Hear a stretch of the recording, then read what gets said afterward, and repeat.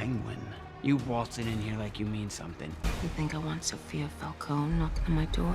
Whoever controls the drug business controls the streets. I'll be running the whole damn trade.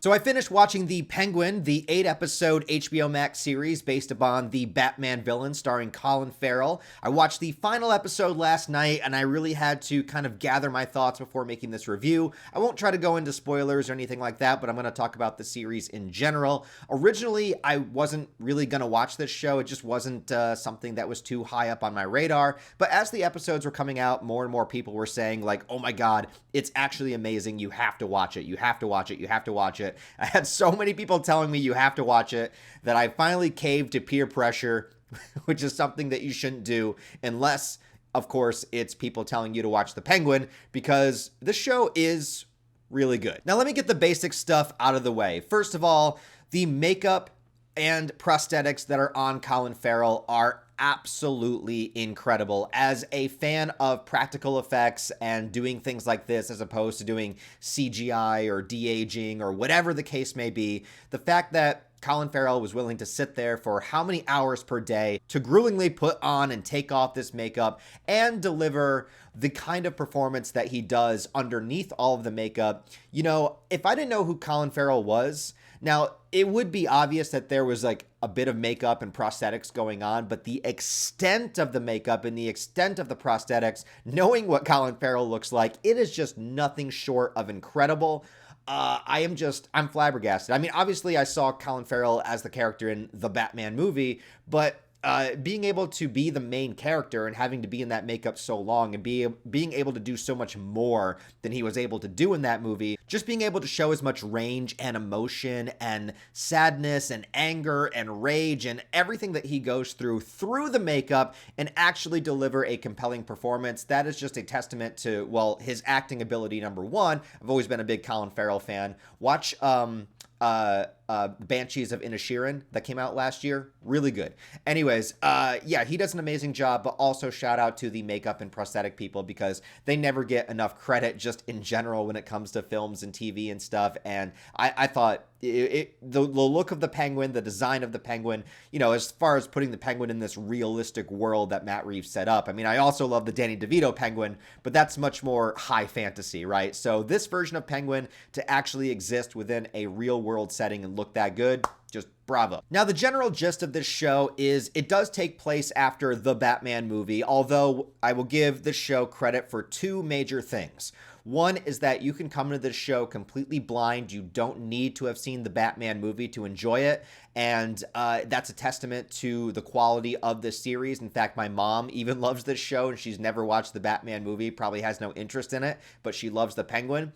And I love when a series that's a spin-off or a prequel, this isn't a prequel, this is technically, it would be a sequel to the Batman movie, but I love that it can stand on its own. I like that if you're doing this shared universe stuff or you're crossing over between movies and TV shows, to not have to be reliant on watching everything. I think that's where the MCU kind of fell apart for me. It's like, now you got to have context from, 700 different things. I like that if you can just go into one movie or go into one show and you don't need to have seen the others and it works, this one does. The other thing that I will give it a very high praise for is that it focuses so much on character work over plot and story, and I'm a big character guy. If you give me a choice of both, of course I like a good plot. I like twists and turns and things like that, but the thing that really makes me gravitate to a series is if I can really get into the headspace of the character and figure out what they're going through and just kind of understand every piece of decision making that they're making along the way. Those are my favorite types of series, and this show obviously does pull influence from other crime drama shows. I'm a big fan of The Sopranos, Breaking Bad, Better Call Saul, and this show doesn't necessarily try to copy those in any way, but I think it does take the influence of focusing way more on character than it does on story, because on paper, the story is pretty simple. There are two warring crime groups. There's the Falcones and the Marones, and you have Penguin that's kind of in the middle, that's playing both sides, that's ultimately leading his way to becoming the, crime kingpin of Gotham, basically manipulating and gaslighting and lying and cheating his way to the top the entire way. And it's so much fun to watch. But then we get into the real kind of headspace of why he's doing this, and even going far back as to his childhood, his relationship with his mother, and his relationship with a young kid named Victor, who was another great character in the show. And I love that it focuses on that way more than it focuses on having like high stakes action sequences or, you know, anything of that nature. It really, really focuses down on the characters, which is my favorite thing. Another thing that I will give heavy praise to this show for is that although it makes us understand the Penguin, or Oscob, they call him Oscob because it's all grounded and realistic. We got to use his real name. I don't care. I'm calling him Penguin. All right. I wish more people would have called him Penguin. That's my only gripe. My only gripe is I wish more people called him Penguin, and I wish that he used the umbrella. That's my only gripe. Oh yes, I was praising it for maintaining the fact that Penguin is a villain and not making us sympathize with him to the point that we feel bad for him by the end of the series. And in particular, there are things that he does, particularly one major thing that he does in the final episode that, of course, solidifies the fact that this guy is a piece of shit. He is the devil incarnate as far as some characters are concerned, and we definitely showcase that.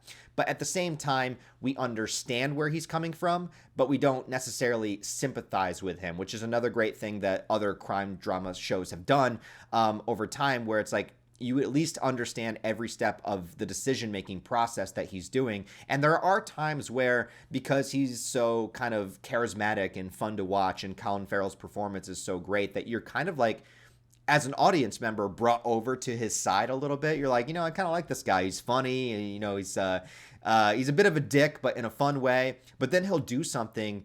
I think for me, it was episode 3. It was around episode 3 that I got hooked. I liked episode 1 and 2 fine. But there's a moment in episode 3 where he basically spends the entire episode getting somebody on his side, and they become like buddy, and he's so believable in the fact that he's saying, like, we're going to do this together, we're going to take them down, it's you and me, yada yada. And then something happens, people show up with guns, and Penguin manages to escape and the other person doesn't, and they're like, do you want to go back for them? And Penguin's like, nah, fuck them. Like, you're just like, what a fucking asshole. But that's what makes it great, is that we're not trying to make the villain, you know, some sympathetic underdog, anti-hero kind of bullshit. We're actually keeping him as a villain, and we're actually making this a show about bad guys. So I don't really want to spoil too much, so I guess I'll run down the characters, or a few characters that I think really stand out. Obviously, we talked about Colin Farrell as the Penguin himself, but I think the real standout of this show besides him is, of course, I don't know how to pronounce the actress's name. It's like Kristen Miolotti as Sophia Falcone, which is one of the daughters of the crime boss that was killed at the very end of The Batman. And that's kind of how this whole story gets started. It's like, who's going to, you know, rise to succession. He has a son, he has a daughter. But Sophia is not just a straight up villain. And we get a great sense of her with an episode that is essentially her entire backstory and her figuring out what a horrible first person her father was, trying to discover the truth about it. And because of his resources as this crime boss, he is able to, I don't know if this is maybe minor spoiler, you probably saw this in the trailers, but he's able to basically get her convicted and send her to Arkham. And there's this whole episode about her backstory in Arkham where it is just like this psychological breakdown that was done so well, and her acting performance just completely captivated me. It was probably my favorite episode of the whole series, even though the last episode is so great, showing, you know, Penguin's rise to power and all that. But this one episode with Sophia Falcone really, really got me, both with her acting performance and just all of the bullshit that she has to go through with, again, like people gaslighting her, making her think that she's crazy, with the legal system failing her every step of the way, constantly pushing off her trial, people within the asylum themselves maybe keeping an eye on her, or maybe she thinks they're keeping an eye on her, maybe they're working for her dad, maybe they're not.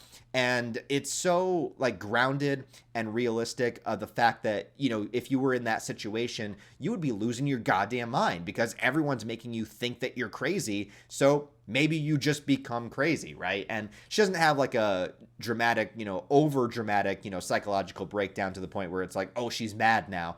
But it definitely shows it in a very realistic way of what you would do if you're trapped and there's nobody on your side and you know the truth, but everyone is trying to convince you that you're wrong. Not to mention like the physical difficulties that she goes through with the staff and other people in the asylum. It's just like everything about that episode was great. And it really leads you to understand what she did when she finally arrives in the show, when we're back to the present time, and how she sort of begins to manipulate and take over the entire family. And it's like she never wanted that position to begin with. She was just kind of pushed into it by the result of everybody else around her, and then like accepted that role. Her performance is incredible and definitely is a standout in the series, and definitely a Batman character or a DC character I've never even thought of or heard of before. Like I know the Falcones just in general of like, okay, a crime family in Gotham, but I've never read anything with Sophia Falcone. I never knew anything about Sophia Falcone. So this was one of my favorite aspects of the show, is that it surprised me. I didn't know who this character was, and she ended up basically stealing the entire series for me. And then you have, again, I'm going to butcher his name, Rennie Feliz as Victor, which is a character that Penguin meets in the first episode trying to steal something off of his car and ends up taking him under his wing. He's basically our Jesse Pinkman of the series. You know, he's our Christopher of the series, if you will.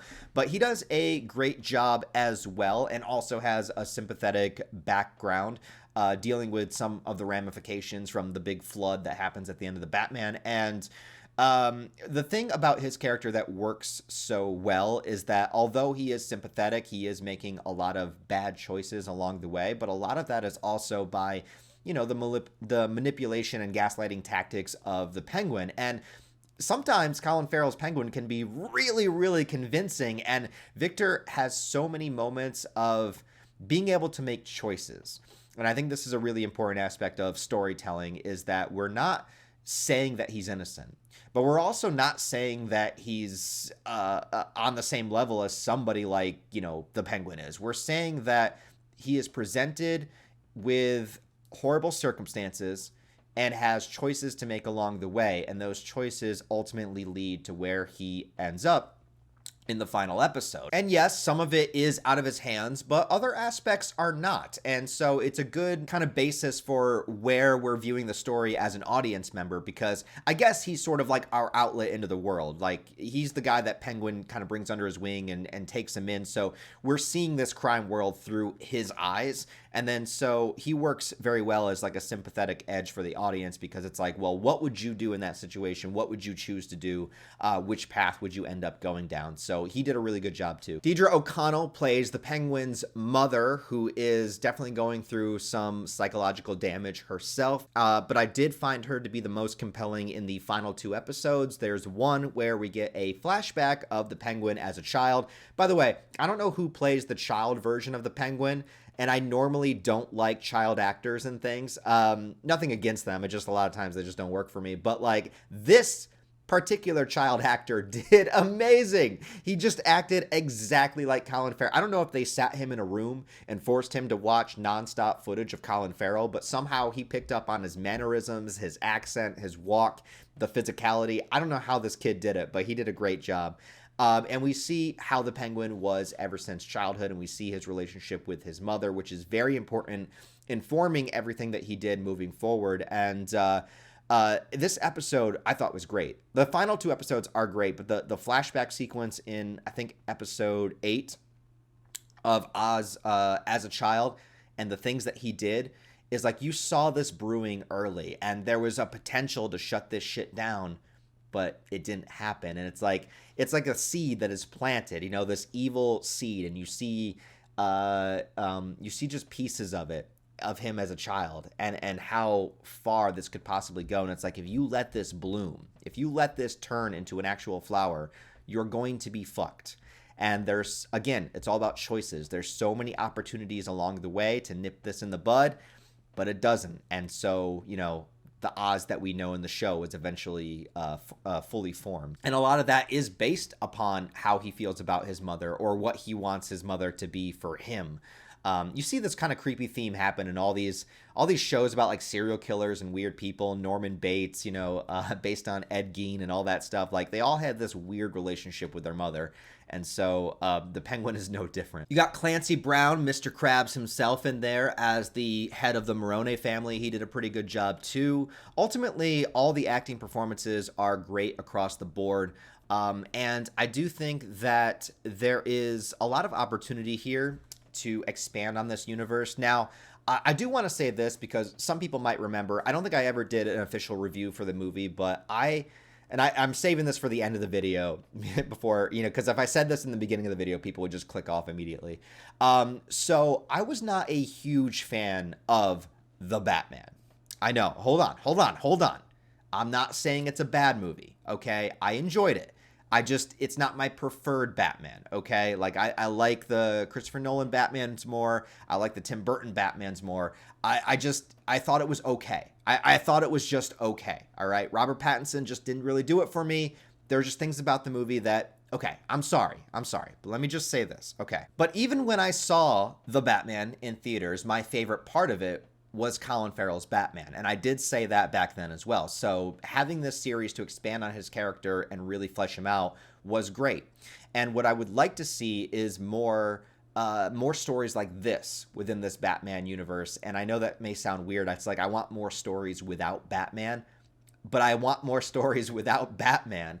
I think you could easily add a character like Harvey Dent into this world. I think you could easily add a character. You could bring Selena Kyle back. You could add a character like Black Mask, you know, that's another crime boss. I did not like the interpretation of the Joker that was at the end of the Batman. I don't know. Also, I think we're kind of Jokered out. You know, like, I feel like we need to move on to other Batman villains.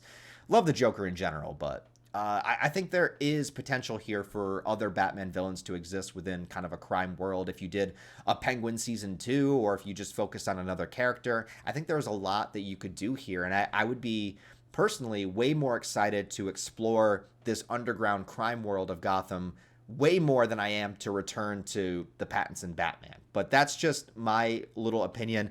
For whatever it's worth, it doesn't matter. I know people are going to hate the video now. That's why I saved this to the end. I thought the Batman was okay. I didn't hate it. I thought it was okay. But regardless, I did really enjoy the Penguin series. It was way better than I ever thought it was going to be. And I would definitely recommend it. And at only 8 episodes, they are like an hour a piece. So it will take some time, but it's not like you're watching seasons upon seasons of a show.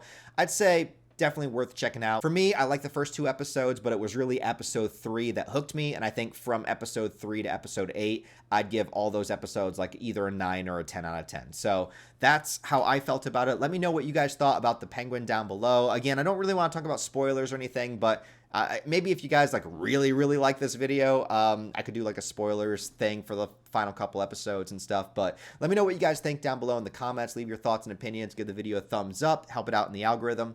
And if you want support on a deeper level, I'd appreciate it if you looked into the Patreon. I post retrospective videos early there. I do commentaries there. Even $1 a month helps me out a lot, so I'd appreciate it. Other than that, guys, I hope you have a wonderful day. I'll talk to you later.